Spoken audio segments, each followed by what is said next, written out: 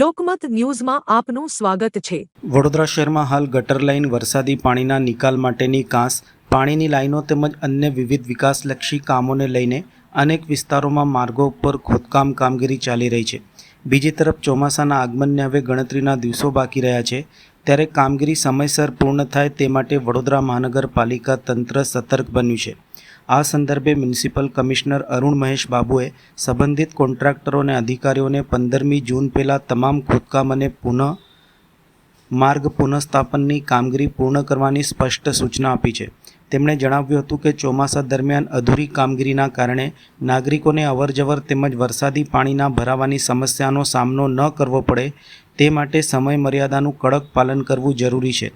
સાથે જ કમિશનરે માત્ર કામગીરી ઝડપથી પૂર્ણ કરવા પર જ નહીં, પરંતુ તેની ગુણવત્તા જળવાઈ રહે તે બાબતે પણ વિશેષ ભાર મૂક્યો હતો। માર્ગોના રિસ્ટોરેશન, ગટર અને પાણીની લાઇનોના કામમાં કોઈપણ પ્રકારની ગુણવત્તા સાથે બાંધછોડ ન થાય તેમજ નાગરિકોને લાંબા ગાળે મુશ્કેલી ન પડે તે માટે તમામ કામો નિર્ધારિત ધોરણો મુજબ કરવામાં આવે તેવી સૂચના કોન્ટ્રાક્ટરોને આપવામાં આવી છે।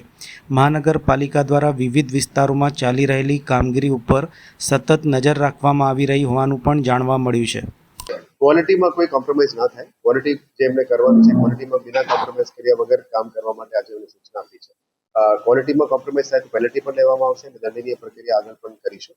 પણ ઓવરઓલ પબ્લિકને રોડ ખોલવા માટે અત્યારે બધાને કીધું છે કે ગેજબ કામ આખું સ્ટ્રેચમાં જે કામ થઈ ગયું છે એને પૂરું કરીને પબ્લિક માટે ખોલવા માટે સૂચના આપી છે।